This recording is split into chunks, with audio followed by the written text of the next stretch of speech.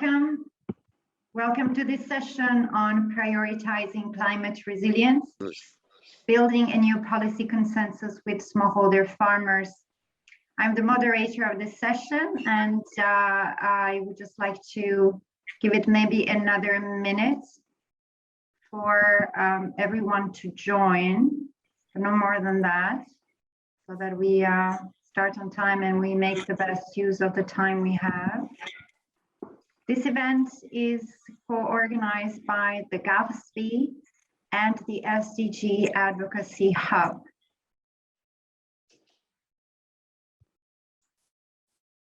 Please, as you come online, as I see some people have their microphones open, make sure that you mute yourselves. Okay, we're now 3 minutes in, so we can get started. Once again, welcome everyone. Good afternoon or good morning, good evening, depending on where you are in the globe as you join. My name is Bettina Prato. I am the moderator of this event, as well as being the senior coordinator of the Smallholder and Agri-SME Finance and Investment Network, SAFIN. This event on prioritizing climate resilience, building a new policy consensus with smallholder farmers is co-organized by the GAFSP team, as well as the SDG2 Advocacy Hub.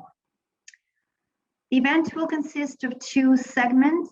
We will have a scene setting segment presenting evidence from 2 recent reports. First report is a Ceres 2030 report on sustainable solutions to end hunger.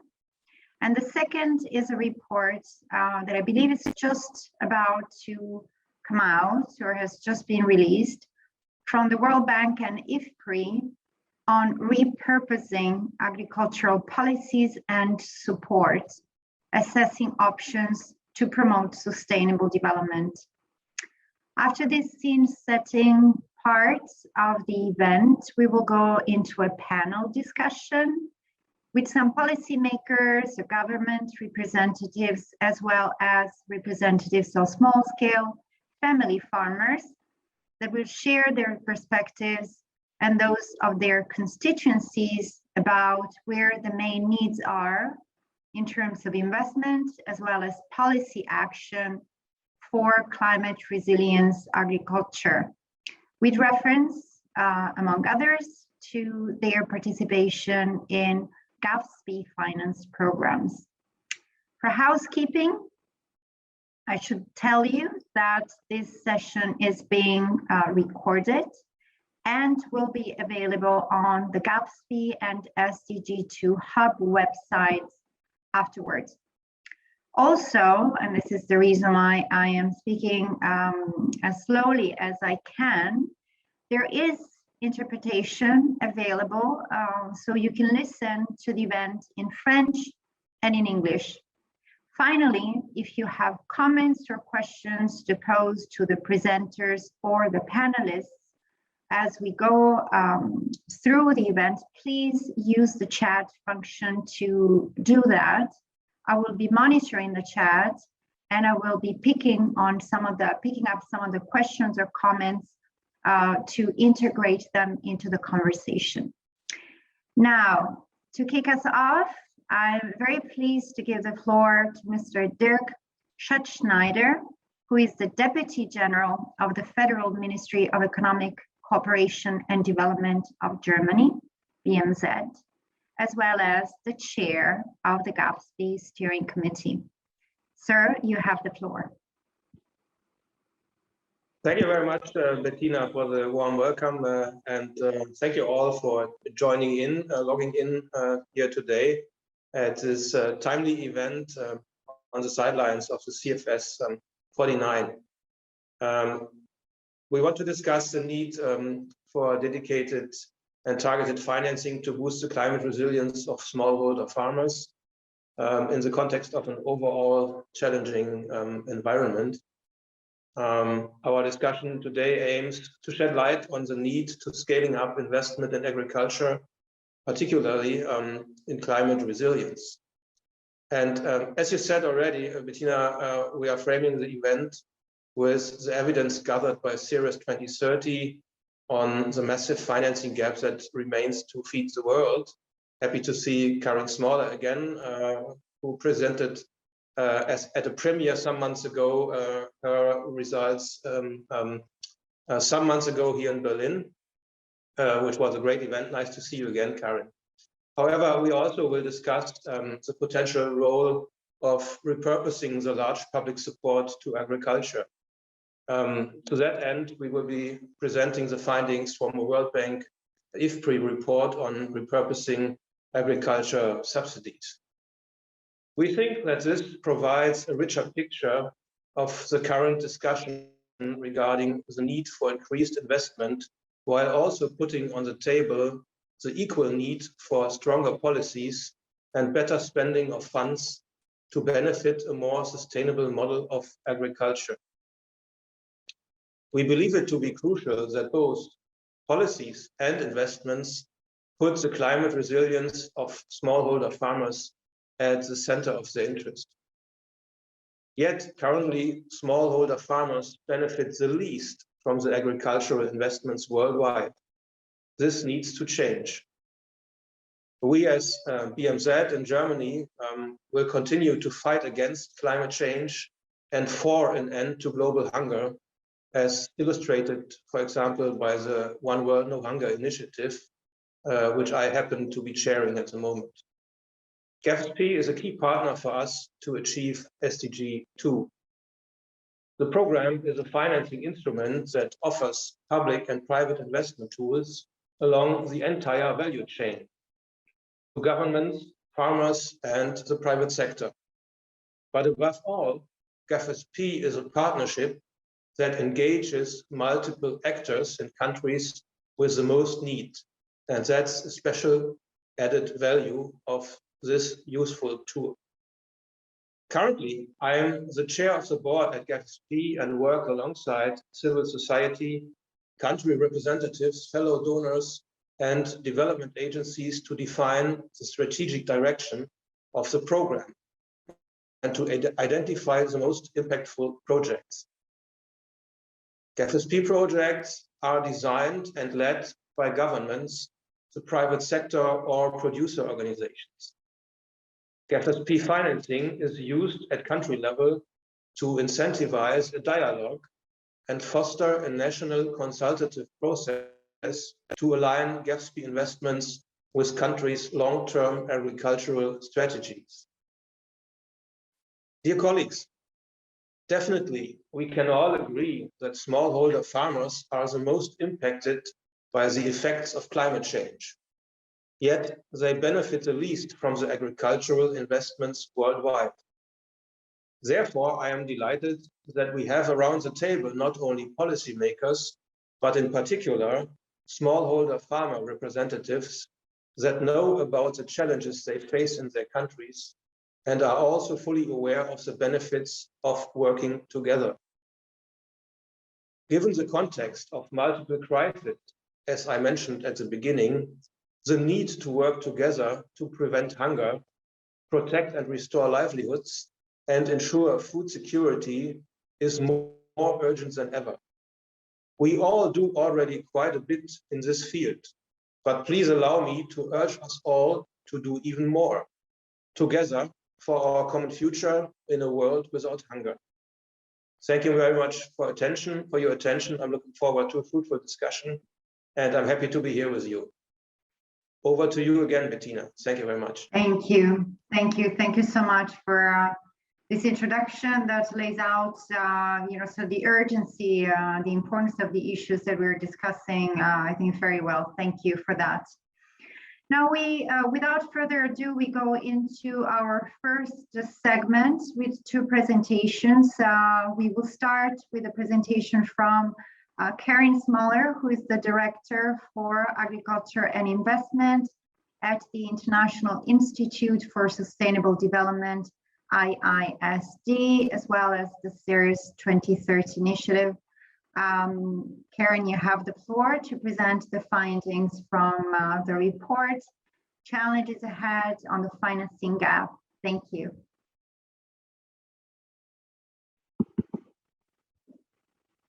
Please go ahead. Thank you. Thanks, Bettina, and thanks to GEFSP and the SDG2 Advocacy Hub for inviting me to speak today and to share these results, and great to see you again, Dirk. I really hope we can help advance this agenda more, particularly around this climate resilience angle. So I want to share some of the findings from the Ceres 2030 report that relate to this topic about climate resilience for smallholder farmers. And what I want to try and focus on is our findings where we look at what the most effective ways were to help small-scale producers adopt new technologies and what the investment gap is. Why this focus on small-scale producers, and particularly small-scale producers in low and middle-income countries? And I think beyond the point that Dirk made about this is the population that's receiving the least investment, I think the other reality is this is the population that is living in the most precarious social and economic conditions, unacceptably high levels of poverty and hunger, and the people that are most vulnerable to the negative impacts of climate change. And in many ways, most vulnerable because of this precarious economic and social condition. And as we all know, this has been made so much worse as a result of COVID and the result of the increased frequency of extreme weather-related events. So let me start with the investment gaps, and then I'll look at some of the ways we looked at how this money can be spent. So many people have probably already seen this. But basically what we found using economic modeling was that the investment gap is an additional $33 billion per year for the next 10 years. So $33 billion per year until 2030. Of this total, we found that 14 billion per year must come from donors, and 19 billion per year must come from governments themselves through domestic resource mobilization. Basically, what we're talking here for the donor community is a doubling of current resources that are spent on agriculture and food security. And I think really importantly, our results are confirmed by another study that was done by the FAO and ZEF, where they found that indeed they confirmed what we found, that basically donors need to double their current spending in agriculture and food security. So I think it's important that we have these two studies that agree on the scale of resources needed. I think quite incredibly, because this might look like a large sum of money, but I think in terms of the amounts of money we've been seeing spent in the context of COVID, this is quite modest. And for this modest spending, if we are able to mobilize this additional money, what we can achieve is removing 500 million people from the daily experience of hunger, doubling the incomes and productivity of 545 million small-scale producers on average, and maintaining greenhouse gas emissions to the targets set in the Paris Climate Agreement. And it's really this eradication of hunger and the doubling of the incomes and productivity of small-scale producers that are going to be one of the central pillars to driving more climate resilience. So what are the most effective ways to help small-scale producers? And how does these efforts help build climate resilience? So we grouped the findings from this research project in three broad areas. But I think what's really important here is that if you focused on one area alone, it's going to be insufficient to achieve these goals that we're trying to set. And that really it's the investment in a portfolio of interventions across these three areas where we're going to achieve the best results. So the first area that is central, and it's actually the main area where more investment is needed, is on the farm and directly supporting smallholders. And here we need both more money and better spending of money. The focus must be on helping farmers adopt existing and new technologies and innovations. So there's a lot of innovation and ideas out there already that are not being used. And really what we found is one of the central challenges is the adoption of existing knowledge, know-how innovations. So for example, one of the things we found was that small-scale producers are successfully adopting new technologies, climate resilient technologies, drought-resistant crops, but only when they're accompanied by sufficient training and extension services, particularly for women, and that these crops that they're being adopted must be both affordable for the producers and profitable. There has to be a market where they're able to sell these products, these goods. So I mentioned already that there is a lot of technology already out there, but there's still not enough attention to context, nor to understanding how knowledge is best shared. Our second area of investment that's needed is on helping move food from the farm to market. And this includes things like donor investments in better storage to reduce post-harvest losses, in enabling small and medium enterprises along the value chain to do their jobs better and to provide the services that farmers need. What we found is that donor investments in better storage for cereals and grains is working really well to build resilience by reducing losses after harvest. But there's a lot of other interventions that are also needed and where there isn't enough spending. And that is around improving handling and packaging and reducing harvest losses for more nutritious foods like fruits and vegetables. These investments in infrastructure and storage and in enabling these SMEs to provide services to farmers is a really important link in the resilience chain. And I know, Bettina, that you've been doing a lot of work around this in terms of helping those SMEs access finance so that they can provide better services to smallholders. And then our third area is arguably our most important, and this is about empowering the excluded.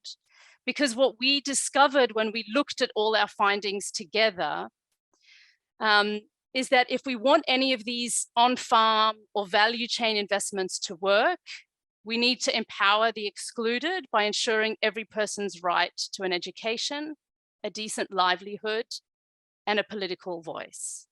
So there we looked at the role of social protection programs. We looked at the role of farmers' organizations and access to vocational training. And one of the things we found that I found really interesting, and that's irrelevant for this conversation, is we found that membership in farmers' organization is positively correlated with increasing productivity and incomes. But it mostly benefits male farmers. Women farmers are not benefiting from increased participation in farmers' organizations because they're simply not allowed to become members in many cases. And this is because they lack the title to land that's needed to become members of farmers' organizations. And we had this important wake-up call when we looked at everything together. And for me, this is the central pillar to building more climate resilience. And it's actually resilience in general. It's beyond climate resilience. It's how do you build resilience, not only to climate shocks, but to pandemics like COVID or to wars. And this is this minimum access to capital and capital in all its forms. So no matter what intervention we chose or we looked at, they were most effective for the people who'd had some basic access to capital. In other words, not the poorest, those who already had some base. And we looked at capital in all its forms. So it's not just financial capital that's needed, it's social capital, like networks and being members of farmers' organizations. It's human capital, like education and training. It's knowledge capital, innovation, research. It's financial capital, access to credit and insurance. And whilst all these 4 areas of capital are crucial, we now also know that if we don't protect our natural capital base, future generations will not be able to benefit from all the knowledge and know-how that we have available.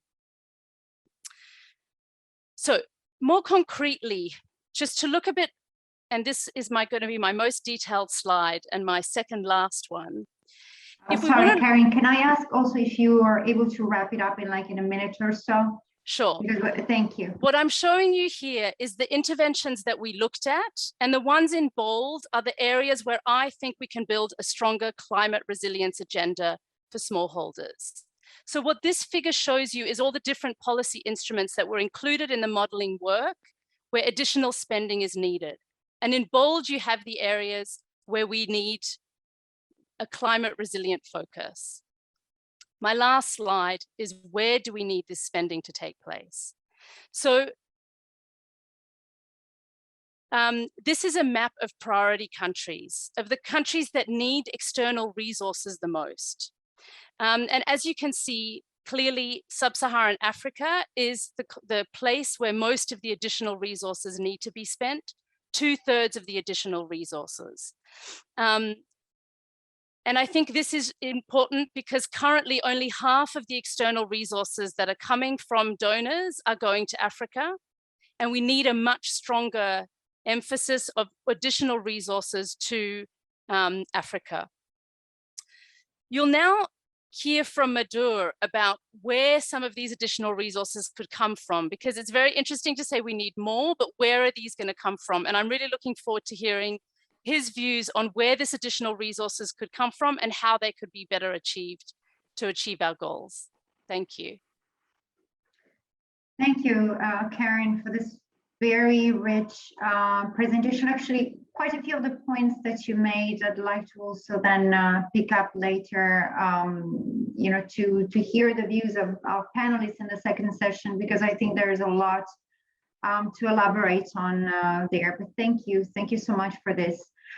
We now go to the second presentation from Madhur Gautam, who is lead agriculture economist for the Agriculture and Food Global Practice at the World Bank, who will present some options to repurpose public expenditure in agriculture to achieve greater resilience based on this recent collaboration between the World Bank and IFPRI. So please, the floor is yours.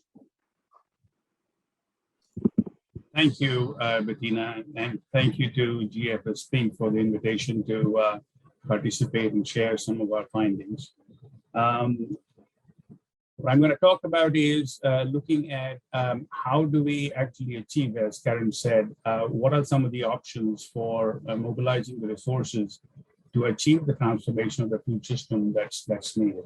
By now, it is clear that our food system needs to be transformed from being one that is, if I can get my slides to move, one that is not fit for purpose, and this has been discussed in many studies. I won't go into the detail in terms of the costs of the current, hidden costs of the current food system, to one that is more resilient, sustainable, and healthier. An idea here is to start leveraging available resources in addition to bringing new resources. As Dirk and Karen have said, it's not just a matter of more, but also it's a matter of better, because if nothing else, it makes the case for providing more. So the core, when you're looking at leveraging and achieving the food system transformation, what's required is a systemic shift. A lot of things need to be done, as Karen has so nicely set out a large number of investment opportunities and policy shifts. One core question is, do the current incentives, do the current policies provide the incentives to the producers and to the actors in the value chain to drive such a systemic shift? Because this is, at one level, this requires transformation, requires system-wide change. In some people doing it in one place or others doing it at the other through individual technologies may or may not achieve that. Of course, everything is needed, but the focus here is on looking at how do you alter the incentives. First is to assess whether the incentives are giving. If we are providing the right incentives to achieve that change, or how it might need to change. And here we did some research, and over time it looks like it's clear that the food system has done extremely well in terms of producing more food, and a lot of this has been driven by productivity growth. Agricultural land's contribution has been relatively small, but even so, about 350 million hectares have come into production over the last 40, 50 years. And that has put agriculture squarely as number one in terms of driving deforestation and biodiversity loss, which itself entails billions of dollars of losses in hidden profits. We have done well so far, but I think we're facing headwinds in the sense that growth, at least since 2010, has been slowing, while volatility has been rising. And as we know from FAO's data, hunger and malnutrition are on the rise. So clearly more food is needed, and it also needs to get to the people where it's needed most. On the other hand, while we need more food, we also know that agriculture is very vulnerable to climate change. And here, this slide is a very good depiction of what Karen was talking about in terms of looking at the impact of climate change on productivity growth. New research from Ortiz Gorbea and colleagues is showing, was just published in Nature Climate Change, shows that climate change has already compromised productivity growth by about 21% worldwide.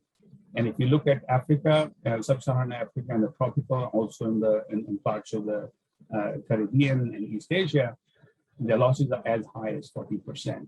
So clearly we face a problem, and the graph on the right is even more scary because that change, that negative impact, is accelerating. It's a question of time when climate change will overtake productivity growth. So when it comes to the question of coming back to the question of incentives, the question is, how much do we actually currently spend on agriculture? And across 79 countries, our data shows that about $640 billion is currently spent by governments on supporting agriculture.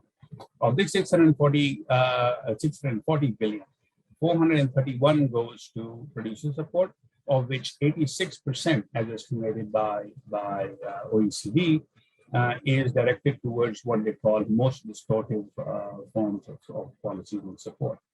A lot of this, it varies across countries quite a bit, but the point is that there's a substantial amount of resources that we could be repurposing towards delivering better incentives and driving the system towards better outcomes. So here now, very briefly, I'll summarize some of the key messages coming out of the study that the organizer IFPI have done. The study is about to be completed and will be released imminently. At the moment, it's being edited. It will be done soon. So the priority here is raise production to meet the growing demand for, while improving access to healthier foods, and to do it more sustainably, the so-called triple wins that we call. The first message that comes out is that efficiency, the value for money for current domestic support is extremely low, in the sense that the world currently spends about 79 countries, and if you expand that to a little bit more, you know that this is an underestimate, but $219 billion is creating only a value of about 32 billion. That's 7:1 ratio. So transfer efficiency is extremely low. So clearly we need to spend better. And the question is, how can we do that? And one traditional recommendation that economists have given is to abolish the support because it's inefficient. But we know that now the results show that that is politically naive, in the sense that while the abolishing support will raise national income through better economic efficiency and it lowers emissions, but it also lowers output and raises the prices of healthier foods. So this, and considering that food security is one of the top concerns of policymakers, this becomes— Madhur, sorry, I'm interrupting. I know I'm rude. I'm interrupting because I'm told that the interpreters are finding it difficult to follow. I'm not sure maybe whether it's because you're not wearing headset. If you have it readily available, maybe you could try, or maybe you can just try speaking a little bit slower, and maybe that will make it easier. Sorry for interrupting. I know that it's disruptive, but I've received this message just so that everybody's able to follow. Thank you. I'll try to do that, but I'm also mindful of the time, but I will try to go slower. Okay, so the traditional recommendation is to abolish support. And that itself appears to be, and the results suggest that may be a little naive politically, because it entails some important trade-offs in the sense that you achieve higher national income and lower emissions, but you also lower output and raise the prices of healthier foods. So that affects both food security, raises food security, as well as nutrition concerns. So we try about 4 or 5 different options, and on the right hand side we show the outcomes of about 3 of them, which I think represent most of the broad classes of support and options that we considered. One is delivering current subsidies or current support in a different way, which is targeting more carbon emissions efficient crops without changing any technology with current technology. The second is putting environmental conditionality just using current technology. And the third one is to repurpose towards development, dissemination, adoption along the lines that Karen has just identified and laid out. But targeting agricultural productivity growth towards practices that reduce emissions, technologies and practices that reduce emissions while increasing productivity at the same time. And it turns out that the abolition and environmental conditions have trade-offs as listed, in the sense that it will affect, it lowers your real national income. It also lowers your production output, at least environmental conditionality does, while the reorienting it towards carbon efficient crops leaves it about the same. But it also raises poverty, because as output falls, prices rise, and that has a negative impact on the poor. Now, if you turn towards looking at producing more from a given set of resources, or in other words, using less resources, which is productivity growth, then you have a big win on all 3 counts of food security, poverty, and economy, in the sense that you gain $1.4 trillion in national income. You increase about 14% of your production, and you reduce poverty by an additional 1% going forward. By just reorienting your policies. The question now is, what happens to the other 3 key issues that we're concerned about, which is nutrition, climate, and nature. And we look at the impacts on nutrition. Again, repurposing delivers much greater impact in terms of lowering of healthy food costs, while in the environmental conditionality, which has a little bit of a shock on the negative side of output, raises also the prices of healthier foods. On climate, the raising productivity reduces GHG emissions by 40%. That's 2.8 gigatons of carbon dioxide equivalent. That's the only option that basically delivers a quantum shift in terms of our gains of climate change. And the last one is the big win for nature, in the sense that by increasing production, you require less land. Now, when you require less land, we estimate that at least in these simulations, we would save about 105 million hectares. This would be all of 56 million hectares that would need to come into production over the next 20 years, plus an additional about 50 or 48 million hectares that reduces current land in production. This would lead to huge gains in biodiversity and other ecosystem services. One finding, one insight that comes from the model is, and this deals with the issue of livelihoods, is that if in places and in economies where the labor markets are not functioning as well as they should due to various rigidities, they could see, because of the large increase in production, reduced demand for labor needs to move out of into other livelihoods. And if there are impediments to that, you may see a decline in real farm wages, and that will reduce the welfare incomes and welfare of poor agricultural workers. So the priority here is, in addition to focusing on production and productivity, one also has to pay attention to investment in human capital and skills to facilitate movement of labor out of agriculture.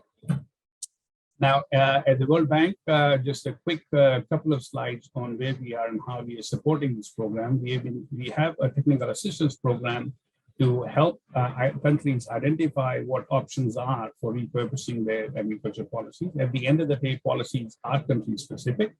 So the solutions will have to be at the individual country level. The global model is useful in providing some insights on options, but the action needs to take place at the country level. To do this, we are operating both at a global level, where we have global roundtables. We've been working with the UK government, the presidency for COP26, to hold a series of ministerial roundtables to raise global awareness, and we have developed a policy action agenda on what the governments may want to, a guide for the governments on how to go about doing repurposing.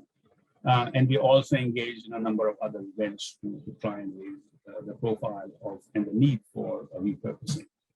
The big intervention is actually at the country level, where we are working with individual countries to provide them technical assistance to support towards achieving resilient agriculture systems along the lines that we have discussed of achieving achieving the triple wins. And here we are supporting countries, countries that are interested in looking at providing some technical support for upstream analytical review of the current policy frameworks and evaluate the options and trade-offs, identify feasible options for reform through dialogue and consultations, provide capacity building where there is demand for policy monitoring, and then move to operationalization. We just don't want to leave it at identifying options, but we are willing to work with the governments through our own support at the World Bank, plus also mobilizing additional support to move to implementation of the identified preferred options. Right now, we have strong demand for this. We're working in about 13 countries already, but there are a number of countries that have expressed interest, and we hope to increase our support to them going forward. And with that, I'll stop. Thank you. Thank you so much, Madhur. Lots of exciting work underway.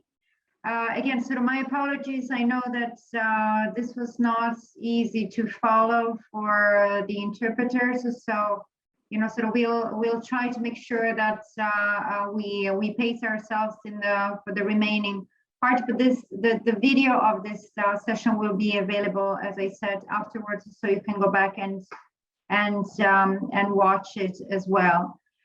So we have to close this initial part of the event now because we're a little bit over time.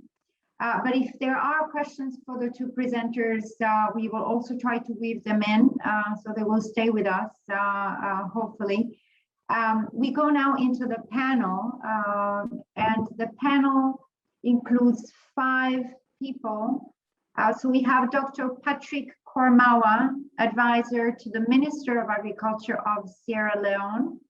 We have Mr. Shamsul Alom, Additional Director of the Department of Agricultural Extension in the Ministry of Agriculture of Bangladesh. We have Mr. Musa Sow, Vice President of the Network of Peasant Organizations and Agricultural Producers in West Africa, otherwise known actually as Réseau des Organisations Paysannes et des Producteurs de l'Afrique de l'Ouest, ROPA.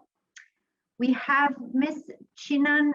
Chintanapon Kiovicit, otherwise known as NOI, coordinator of the Lao Farmer Network. And finally, we have Ms. Constance Okeke, project manager for public finance of agriculture at ActionAid International. So in this panel, we are going to be looking at different perspectives around the importance to invest more in agriculture, specifically for climate resilience, in food systems and in livelihoods. And then what role policies and government spending have in this context, and how international development assistance, or ODA, can help catalyze the right kinds of investments, including through the kind of partnership structures that GAFSP, for example, models or embodies. So I will start with Dr. Patrick Kormawa, advisor to the Minister of Agriculture of Sierra Leone. Thank you, sir, for being with us today. My question to you to kick us off is on what are the priority needs and also the opportunities to make agriculture and the livelihoods of small family farmers more resilient to climate change in your country, Sierra Leone? The floor is yours, sir. Thank you very much, Bettina, and thanks to the organizers of this very important forum for Sierra Leone to present its case. First of all, we've been participating in the COP technical discussions. The minister would have loved to be with you, but unfortunately at last minute, he's not here. Sierra Leone, like most West African countries, are classified as fragile states. And when fragility at the national level is the norm, that transcends down to the smallholder farmers. So specifically, we are constrained with droughts, floods, and we have huge infrastructural constraints. Access to agricultural inputs as a major constraint we have, and returns on agricultural products, which means what farmers get after investing 6 months or 3 months in agriculture is very, very low, which is making agriculture very unattractive, and which is also putting farmers to toil with or to work against the norms of climate change. That means cutting down trees to have access to energy. So these are combined problems which smallholders are facing in Sierra Leone. And we are also constrained with, as a government, to address what we refer to as a triple burden, which is the youth unemployment, high level of poverty, and food insecurity. When you have all 3 of these combining on a nation, and we have more than 95% of the those farmers that are consistently that we are trying to support, then it's a major problem at the macroeconomic level. Farmers are degrading the natural forests, they practice slash and burn, and our problem has been to get the right incentives to get youths to farming. And those that are conversant with the Africa of rural areas in Africa, the youths have moved off from rural areas because agriculture is no longer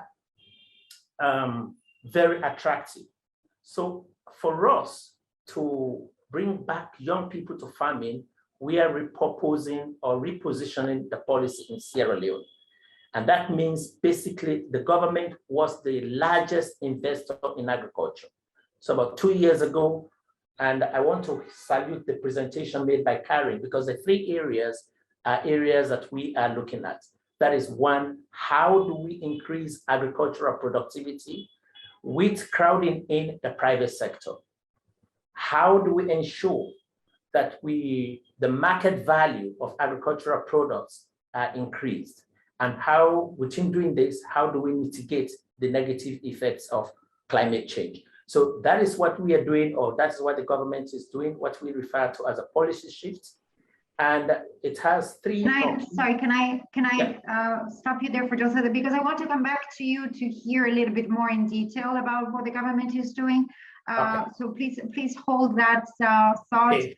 I wanted to come to Musa Sow from ROPA and ask you, does this sort of picture of, so the challenges related to climate and how they intersect with market and economic challenges resonates with you as well, with your constituency over, in general, over the region? Thank you very much, Bettina. My full name is Musa F. Sow. I'm a Gambian. I'm the 2nd Vice President of ROPA, in the Network of Farmers in West Africa. Basically, just like Patrick mentioned, the farmers are really faced with unpredictable rainfall, droughts, for the fact that poor infrastructure is very, very key that they are faced with, erosions, deforestation, salinization, and so on. But basically, looking at investment to scale up these areas, first of all, there is need to invest in human capital. Human capital is very, very central to invest in human capital because the climate change is real, and then we must see how the human capital is improved. Secondly, we need to look at research. There's no way that we can withstand the pressure, the condition, the challenges of climate change if investments are not focused on research and extension. Dissemination of information from the research to the action to the farmer. The ratio needs to be critically looked at. There need to be policies, extension policies that would help and close these gaps. Now, this information from research reaches the farmer, but the ratio is in such a way that it's not possible. Like one farmer to 2,500, one extension to 2,500 farmers is definitely not possible for one extensionist to look after, share the right information with 2,500 farmers as we speak in Africa. And secondly is that there is population increase, and the land size is not increasing. We need to see how we can invest in productivity and not production. We need to see how we improve the soil facility and have the right seeds. Sorry, I need to interrupt you as well again because the interpreters, I'm really sorry to do this, but the interpreters are asking, do you have a headset that you can wear? Because it's difficult for that. Okay, so yes, if you don't mind doing that, okay. Try with that and see if maybe you can come across clearer so that the interpreters can also do their job. I do that. Apologies for disrupting the flow, but I think we really want to all hear what you have to say. So I did pick up on, I did manage to hear you, I think mostly quite well. You also underlined the importance of investments in infrastructure, human capital, extension systems, as well as research. So kind of mapping also over the priority areas that were also picked up by previous speakers. Are you connected now? Can you continue? Yeah, can you find out if they can hear me? Yeah, can the interpreters hear better now?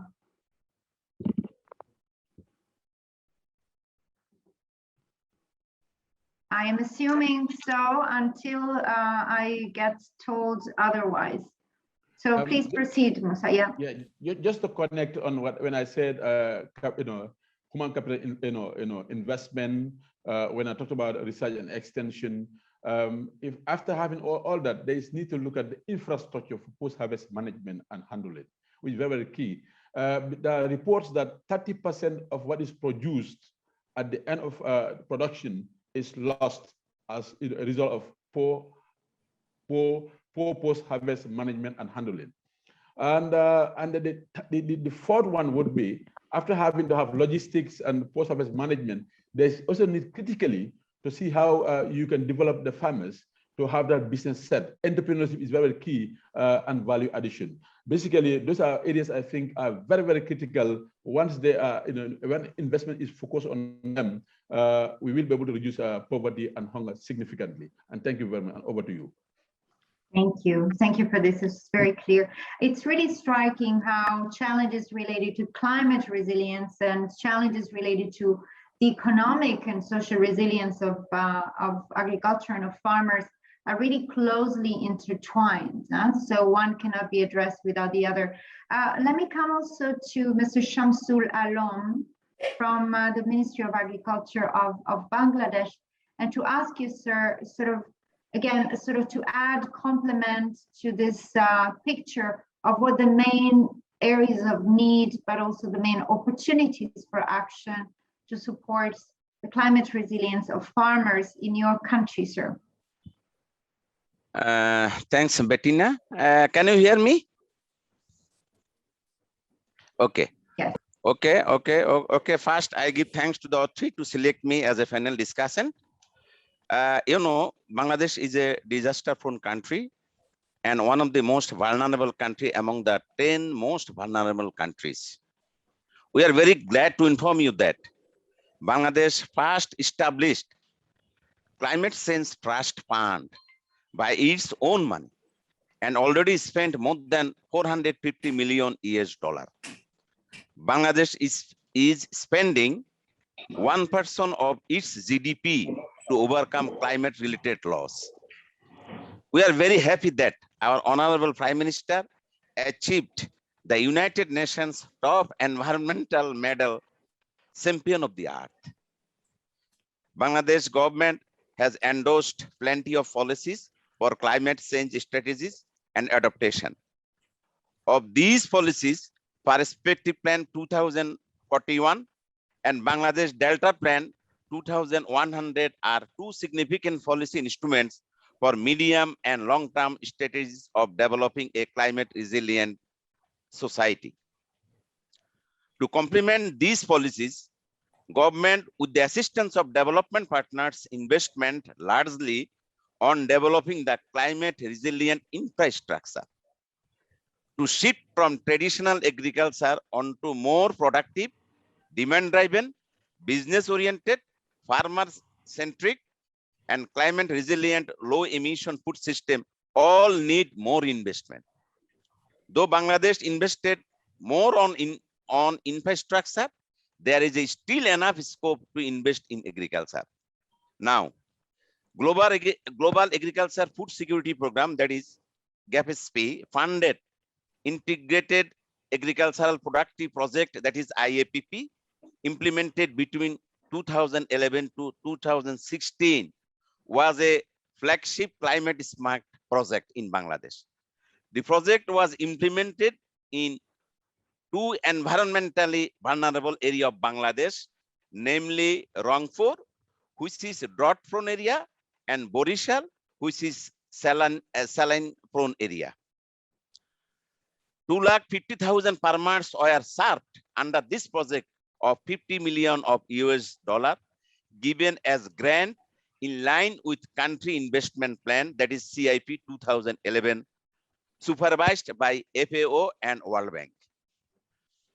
Building on the success of IAPP, a new missing middle initiative, that is MMI, a pilot project was approved by GAPSP to promote farmers' organization emerged from IAPP and others.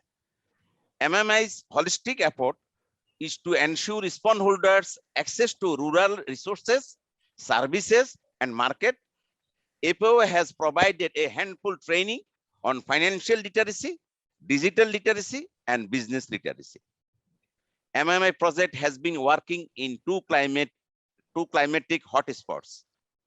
One in northern region of Bangladesh, which is susceptible to drought and flash flood, and another in southern region exposed to tidal surge and salinity. MMI facilitated smallholder farmers on climate smart farming and adaptation of appropriate technologies.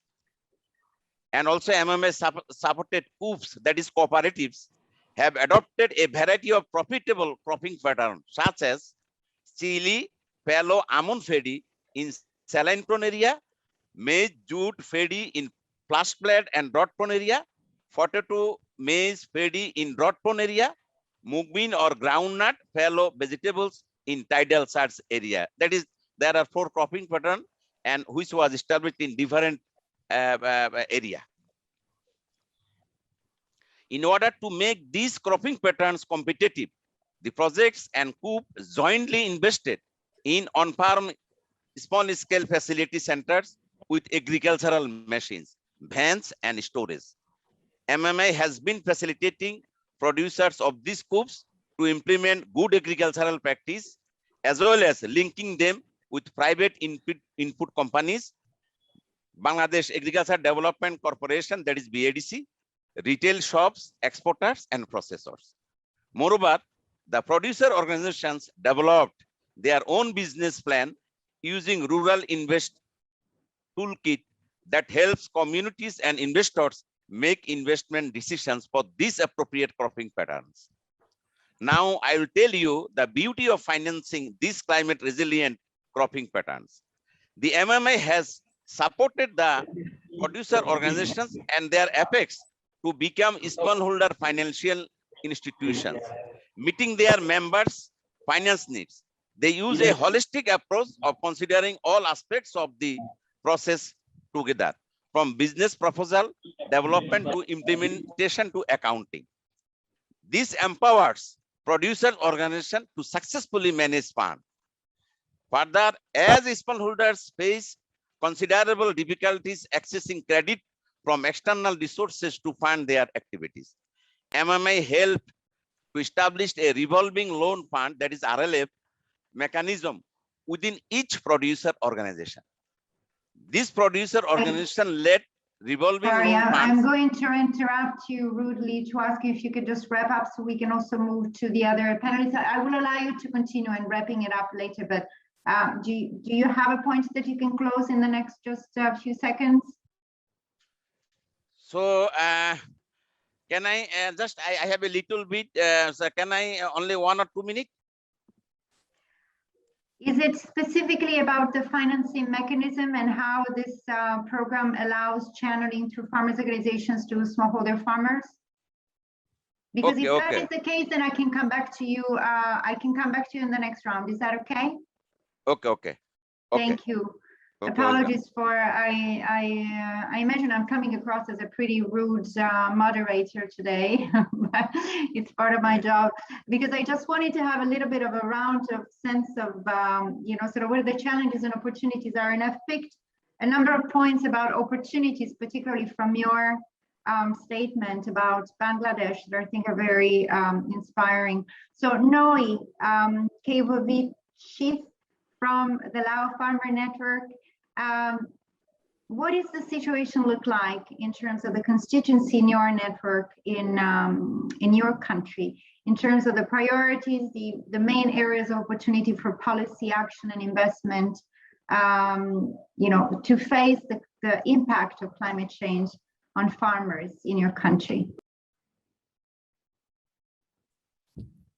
Thank you. Yeah, thank you for having me on this webinar. And I'm from Lao Farmer Network. We have 4,000 farmer members from 14 provinces across Laos. 80% of them produce cash crop, 10% raise livestock, and some of them produce coffee and tea and collect non-timber forest product. And our farmers are facing some of the climate change also, and I'm also agree with all of the panelists that are presented before, and I want to add some of the information from our farmer to you here, like for the challenges of the farmers and that they are facing and how they are adapting. First, I would like to talk about the global warming. As you may know, everybody know now is the weather is get worse than before a lot, and the one who are affected a lot is the farmer who are practicing the agriculture in the farm. So it is very difficult for them when the weather is get higher and they cannot grow their vegetable. That's affect to their income also, because they have a low yield and to get a less income. But some of the farmers, they are trying to survive. They try to survive by adapting like integrated farming. Some like when they plant and it have a hot weather, they will from the Thongmang organic vegetable group, they could adapt by planting tree alternately, such as the mango tree, jackfruit tree in there, and the vegetable garden to provide shade and reduce heat for vegetable plot. And they also can get benefit from that. Like if you grow a fruit tree, when you have a fruit, the farmer can also sell it to the market and can generate more income for that group. And the second issue like we are facing is because of the climate change. People will know like it will have the many disease and plague outbreak in many areas of Laos. And for instance, I can share like our farmer plant, and they plant chili and eggplant. they grow well until the harvest stage. But this crop are infected with the virus and spread is very quickly. And all of the product were damaged, and farmer could not solve this problem permanently. They try to use the biopesticide and to kill this pest, and some of them work, but some is not work for them. So and the other area, like such as the maize plantation in the north of Laos, they are facing the fall armyworm. Is very seriously in the 2 years ago in Laos, and is across from the other country from Africa, America, and come to Laos because of there are no border, to so the fall armyworm happened in Laos also, and because of the pesticide use is one of the causes that increase the pest outbreak. So we introduced the farmer how to prevent and solve this problem also by trying the integrated pest management approach as much as we can. And but I know because of the farmers, some of them, they want to use the chemical because it's easy for them, something like that. But we try to introduce them to use the IPM. And last 2 years in Laos, we also faced the impact of frosts on coffee in the northern of Laos, and which was the second time in the 5 years that the coffee farmer made this problem. Many coffee trees die, and they are quite sad because they lose their income, because on that time coffee tree they produce a lot of fruit, but because of the frost come, so they cannot correct it. And but from that experience, the farmer they have learned from that and adapt by planting. They plant the new, because of the one that dry, they cut it, and you have to destroy, because of if you still keep it, it will be affect to the other tree nearby also. So they learn from that. So they plant a new coffee tree under the big tree that provide a shade, some about 70%. So currently the farmer, they can solve that problem, and now they don't have that problem. And the last issue that challenge is the water resources is very significant issue for the farmer. Unseasonal rain and droughts in Laos, and farmer lack of water for their rice cultivation. So irrigation scheme are needed for them, and there are some big irrigation stream in some area, but the farmer could not access because they could not afford the high electricity costs. It is quite expensive for them, and some irrigation has not enough water to fill the system also, because of the dry season everywhere, no water, and it's challenges for the rice farmer to increase their yield. This is their challenges, and how they adapt. Some of them they can adapt, but some is too difficult for them to solve also. So it needs like a collaboration with other stakeholders, like institution, research institution also to help, and development partner, that you have like something like the smart farmer you can introduce to the Lao farmer also, and they can try to apply it into their farm to increase their income and the yield also. Yes.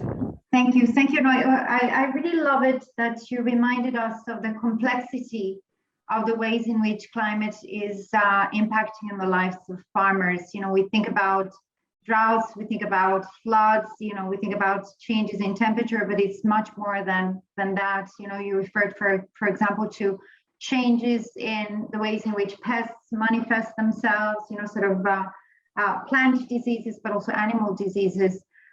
So there's a really broad range of issues that need to be addressed. And thank you also for reminding us that farmers all over the world are already very much in the business of trying to adapt, sometimes in really creative ways. to the best of their possibilities. Constance Okeke from ActionAid. I know, thank you for patiently waiting. As the last panelist, I will then go back also to Musa, Patrick, Dr. Komawa, as well as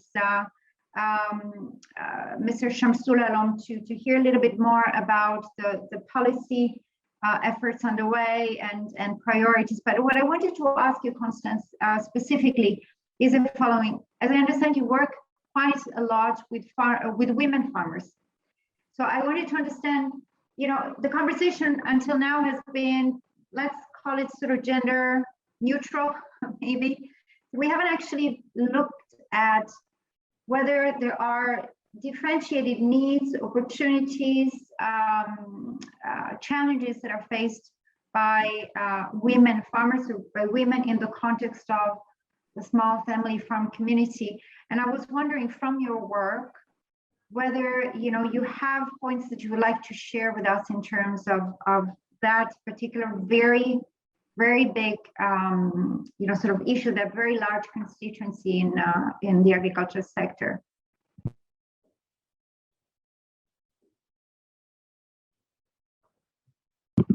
Please, Constance, thank you.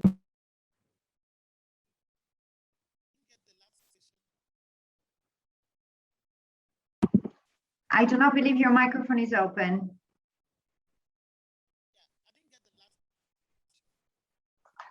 Is it the issue that you cannot hear, or is it that you cannot speak?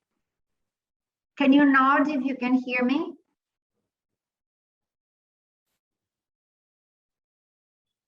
Okay, everybody, just a moment of patience. We see if we're able to fix this, otherwise I come back to Musa F. So. Go ahead and talk. Okay. Yes, can you hear indeed. Me now? Please. Can you hear me? Yes, we can. Okay, I'm not sure I heard the very last part of your question, but if I'm on the right track, you want to know how women are affected differently in terms of the climate issue and what can be done to support them.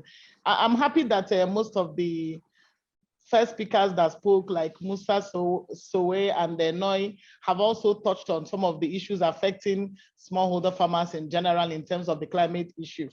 But specifically in terms of issues of women who are part of or who are the majority of who I work with, and most of them are behind me here, we are actually part of this event, is that issues like access to land, affect women differently. So like some of the feedback we are getting from the farmers are that normally they don't inherit land, they don't own land. So with the issues of climate change hampering on their production, it makes it even more difficult for them to produce. So take, for instance, when a woman farmer has to get land that is far away from the home, and with the flooding and the rain issues, they are not able to access these farms because the roads are not good. So they end up not being able to have a return on their investments. And at times, given some of the security issues happening around Africa, for instance, in Nigeria, where you have issues of kidnap, issues of banditry, grazing route conflicts, the farmers are left in a quagmire because they can't even access this land, irrespective of the climate change issue. Then again, you come to some of the opportunities that are abound in terms of supporting farmers to adapt to climate change, like issues of water irrigation. The farmers are saying that we don't have resources to get this equipment. So governments do not consider us when they are providing technology. So why can't we have friendly technology that can help us harvest water within our farms so that we're able to produce round the year, even if the rain is not coming when it's supposed to come? And we can also trap this water that is excess that leads to flooding. So they're talking about having small motorized boreholes, small dams, supporting them to doing earth dams and ponds within their farms.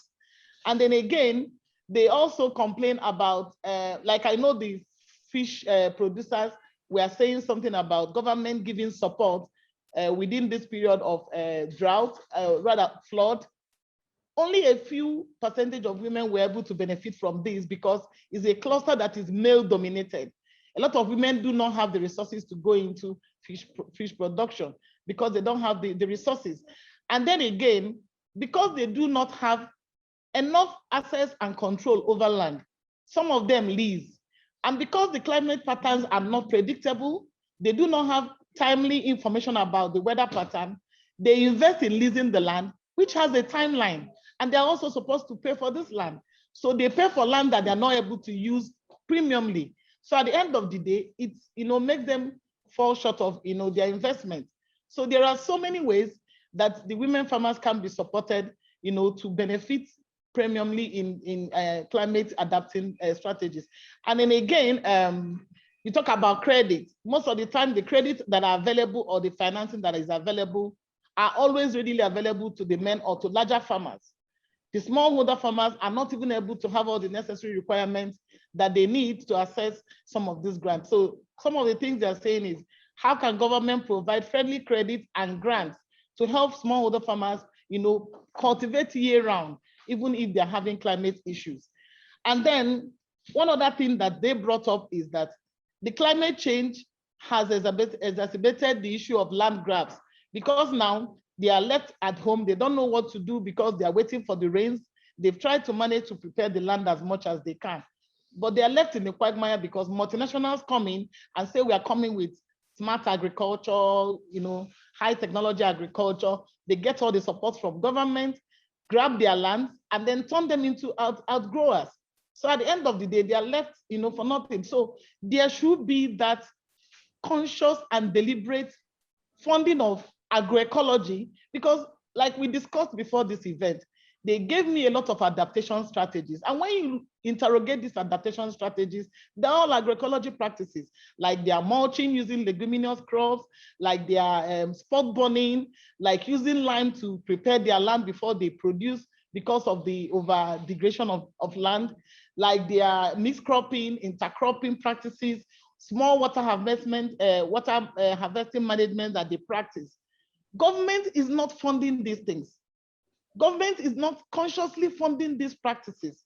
They keep, funding things that are not taking into cognizance the needs of the smallholders. And the women are saying the only way you will fund and fund responsibly is that you listen to us, you consult us, and involve us in the processes of financing of agriculture, which is about budget processes, allocation of your budget to ensure that issues of agroecology, smallholder women farmers are integrated in the financing.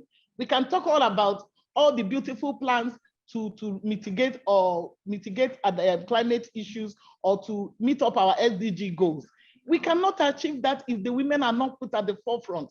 If the financing is not channeled to the right people. The women are here. It's not me saying it. I'm repeating what they've just told me. These are lived experiences. These are lived issues. They borrow money, they rent land.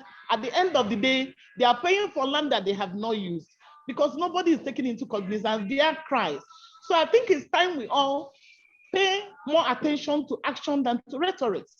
You have the gas supporting smallholders. Thank you, Constance. Can we give more smallholders so that they can? Thank you. Thank you. Thank you. I can hear the clapping behind you, and I think many others are actually thanking you for your testimony, for your voice. Thank you. Musa, are you still with us? Because I'd like to just very briefly come back to you for like a minute or so to ask. Constance has already sort of, answered the question that I also wanted to pose, which is, what is your priority agenda for policy? Do you see any examples of success, or promising policy interventions, maybe development investments that are supporting the agenda that you laid out today, that you laid out earlier? Or do you want to add to Constance's words in terms of where is not enough attention yet going, either on policy or in terms of the work of development finance providers? 1 minute for you.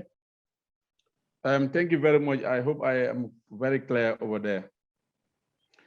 First of all, just to add on to what Constance have just mentioned, with regards to inputs and also land, there is need to have policies that would support access to finance.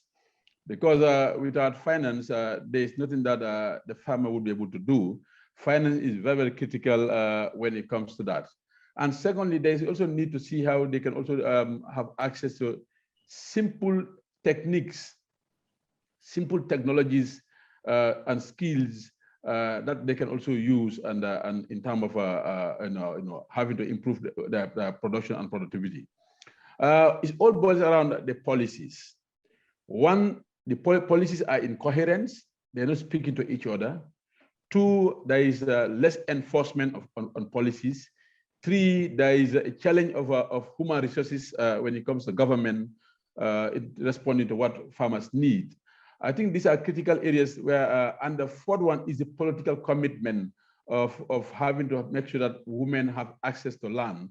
Because the tenure right is so sensitive that the political leaders, political commitment is very, very less, because they think that that's a no-go area for women to be given that opportunity to have access to land.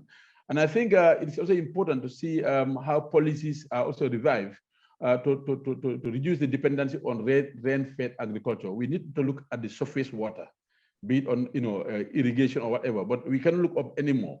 You see, I keep on telling people, as long as farmers continue sell raw materials, they will continue to be poorer and poorer and poorer. As long as the raw material is being sold at farm gate prices, we will continue to be poorer and poorer. The bottom line of the whole thing is, governments need to see how to prioritize to add value on what is being produced by farmers to be able to compete in the international market. As long as we continue to sell raw materials, we will continue to be poorer and poorer, and there will be no limit. Thank you. Thank you. Thank you. It was a loud and clear, and I think a very, very valid point.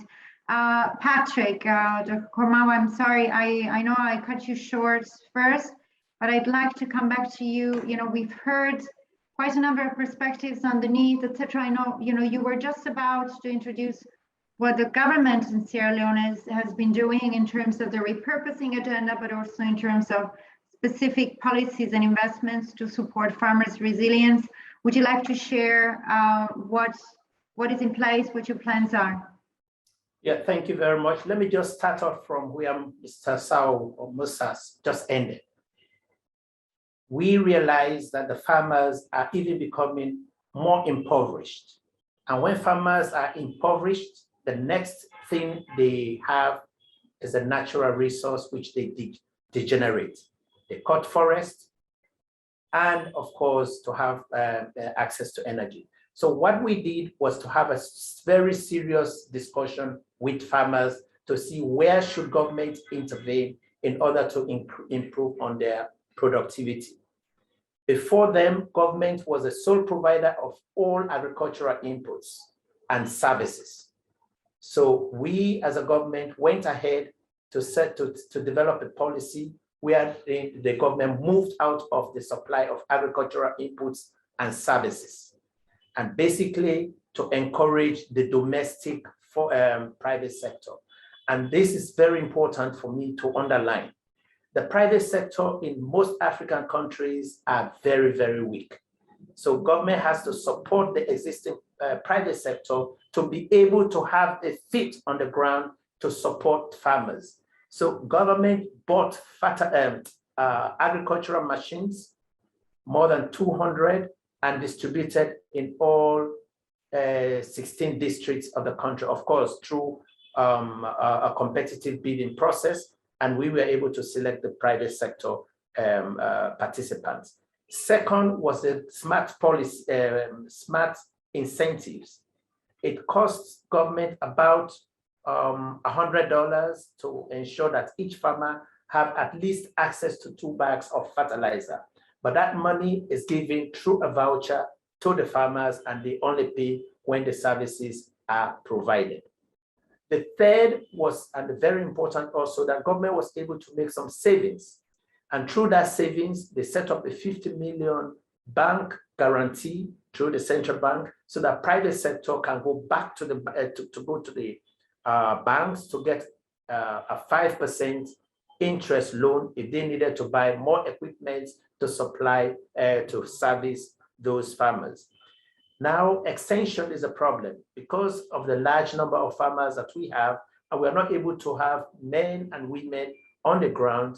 We have introduced what we call digital extension services. And this is work in progress. So in summary, we need to use technology. Technology is important, finance is important, but technology, I think, will be a game changer in the modern day agriculture. Why am I saying this? The young people of today are not willing to be on the farm if they are going to use machetes. The young women are not going to the farm if they are going to use the mortar and pestle. The women are not going to the farm if they are going to use the hoe. And I see a lot of women sitting down here. One of the biggest problems women have is that they have to weed with the hand. That is backbreaking. They have to process their products with manual labor. That is not going to work. So the intersect between technology, knowledge, and of course, partnerships, I think are what we need to bring to the fore.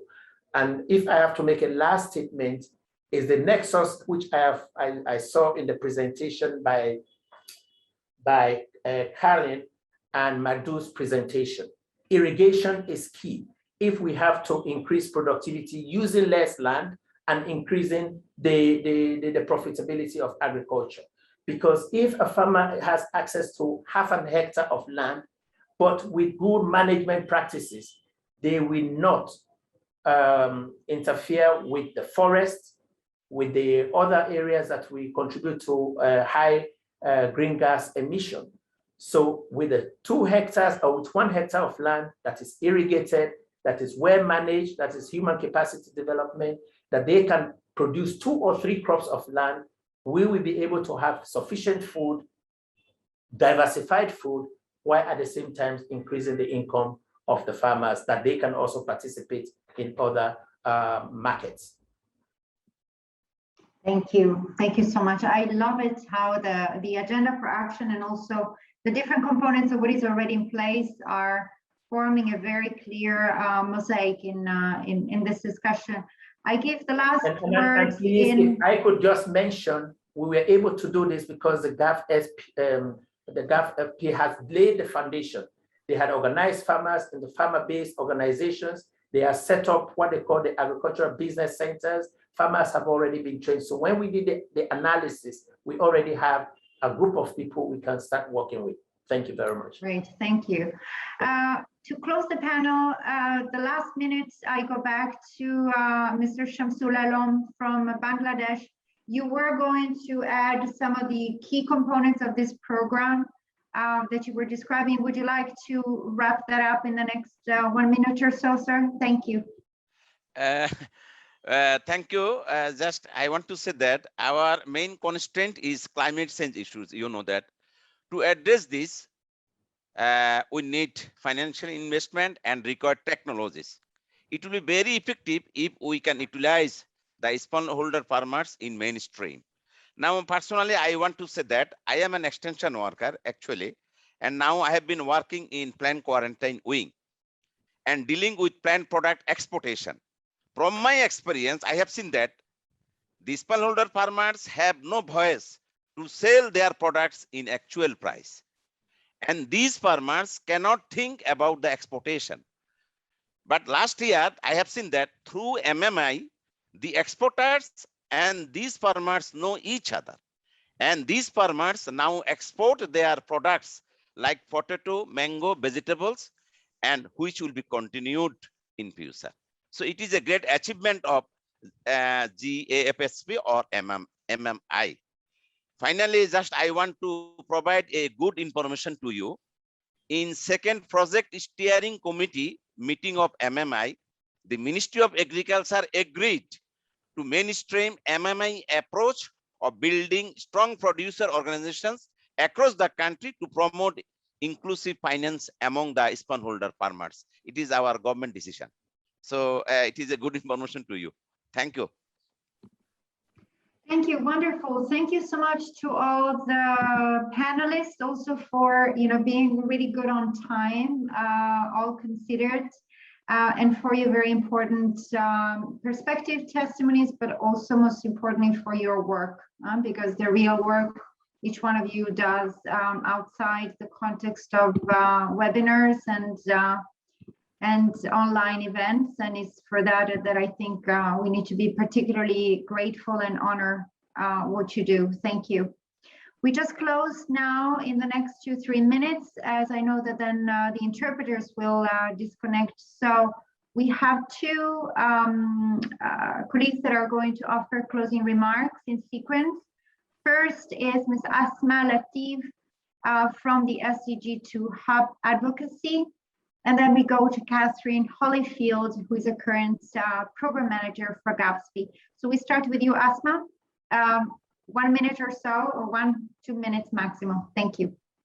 Thank you very much. From the SDG2 Advocacy Hub's perspective, this has been an absolutely fantastic, very rich discussion with new evidence, as well as the rich experience from policymakers as well as smallholder farmers. So thank you so much for that.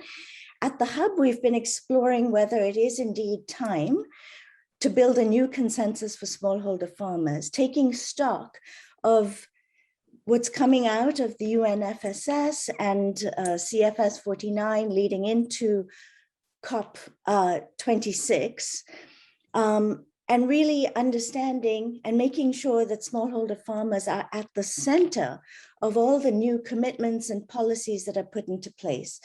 So as I listened to these really thoughtful interventions, 3 issues came to my mind that should inform this new policy consensus. One is that we need to leverage all resources, existing and new resources, to address the multiple and interconnected challenges that smallholder farmers face. With 8 years left to achieve the SDGs, we really can't leave any money on the table. And we need to address the triple burden that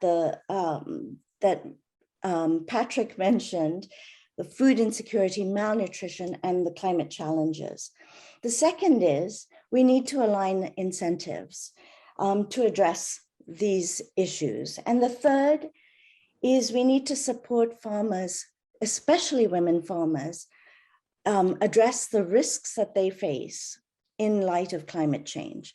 So there's a lot more. This was such a rich discussion. It was really hard to summarize, but those are my main takeaways for as we think about a new policy consensus for smallholder farmers. Thank you all so much for your interventions today.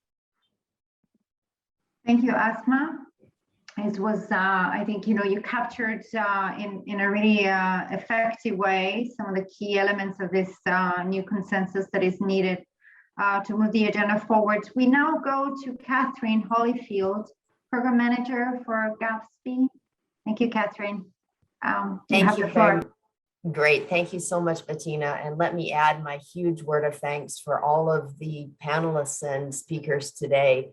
I wanted to share that from the perspective of the Global Agriculture and Food Security Program, GAFSP, that you've been able to help bring in all of our participants to essentially the world that GAFSP operates in.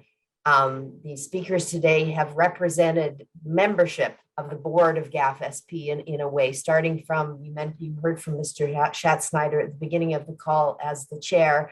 He's one of the donors from Germany. But the other panelists around the room are also active participants around our board table, the kind of groups that they represent, not the specific people, but the groups that they represent. And the voices that they've put on the table, I think, have been very critical in trying to outline that relationship between climate and food and the challenges that smallholders, which themselves are the largest group of private sector actors, but are critical in terms of helping to support this. Let me highlight a couple of takeaways that I heard from the session as well. One of the first things that really struck me was the characterization from our series summary that really talked about all of the forms of capital and the need to look at human, financial, social knowledge, and to protect natural capital. A very good framework that I think each of the speakers has brought in different elements of it. When you look at social and the knowledge capital here, I think the issues in terms of women's empowerment are critical. On the knowledge side of things, though, as well as all panelists have spoke to, is that knowledge is not just about the innovation and the new, but as Madhur mentioned in terms of his call in his model, it's about the existing knowledge. It's about what is currently being done on the ground and giving the farmers the ability themselves to access extension, existing knowledge, and it's the traditional knowledge, what's actually happening and finding ways to support that. I think this notion of the large financing gap is a critical call to action. I think that's well complemented by the notion that the additional financing needed does need to come from more efficient use of existing resources as well, and to build from the experiences that we've heard around the table from Sierra Leone, where they've already started work on that, from what's happening in Bangladesh, where they've effectively used the GAFSP program to put in place programs to do that. So let me close by just thanking everybody for putting their voices on the table so coherently. And I think together, not only have we shown the need for some kind of policy consensus, but a policy consensus that really supports the whole system and changes that can happen across the whole system. So thank you. The continued evolution of the GAFSP program will be enriched by the kind of voices that we've heard at the table today. Thank you, Bettina. Thank you, Catherine. We're now closing as we are a few minutes beyond schedule, but I think we did quite well, all considered. Just one final note on my part. What really inspired me about this particular side event at this year's CFS is the title of Building a New Policy Consensus with Smallholder Farmers as opposed to for smallholder farmers, which is a much more common thing to read and hear. And I think in this conversation, what we've heard is really the critical importance of having small-scale farmers, family farmers, women farmers actually present their agenda themselves, have their own voice, be at the table in shaping decisions about policy, about investment, about programming, how important, how indeed essential that is for success. So thank you once again to the organizers, to the presenters, to the panelists, and to all those who made also comments, remarks in the chat. Have a great rest of the day and enjoy the rest of the week at the CFS. Bye. Bye. Thank you. Thank you very much, moderator Bettina. We also proud to have you as a very, very good moderator. Thanks once again. And my colleagues from the panel and participants. Thank you so much. Thank you. It means a lot. Thank you.